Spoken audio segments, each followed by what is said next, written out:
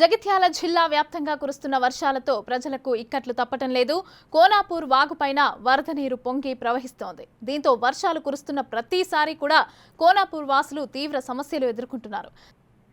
Right, దీనికి సంబంధించి అయితే పూర్తి డీటెయిల్స్ మా ప్రతినిధి శ్రీనివాస్ అందిస్తారు. శ్రీనివాస్. మమత, నిన్న రాత్రి నుంచి కూడా కురుస్తున్నటువంటి భారీ వర్షాలకు జగిత్యాల జిల్లా లోపల వాగులు ఉప్పొంగుతున్నటువంటి పరిస్థితి కనబడుతుంది. అదే నిన్న రాత్రి ఇటు జగిత్యాల జిల్లా కోడిమేల మండలం లోపల ఎక్కువ వరదలు కురవడంతో కోనాపూర్ గ్రామం లోపల వాగులు వంకలు ఉప్పొంగుతున్నటువంటి పరిస్థితి కనబడుతుంది.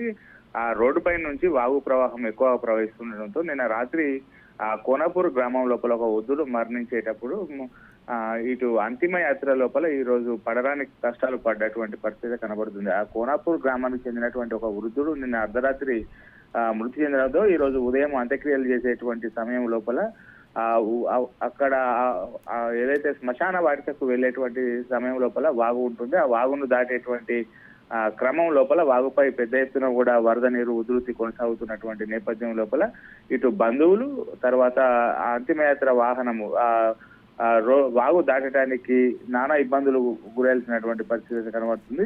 చివరికి అతి కష్టం మీద వాగు దాటేటువంటి ప్రయత్నం చేశారు. ఆ పార్థివ దేహం తీసుకెళ్తున్నటువంటి ఏదైతే వాహనం ఉందో ఆ వాహనం ఒక్కసారిగా ఉలికిపడి పడిపోయినంత పనిచేసింది. కానీ అక్కడ ఉన్నటువంటి వారందరూ నెట్టుతూ చివరికి ఆ వాగు దాటించేటువంటి ప్రయత్నం చేశారు.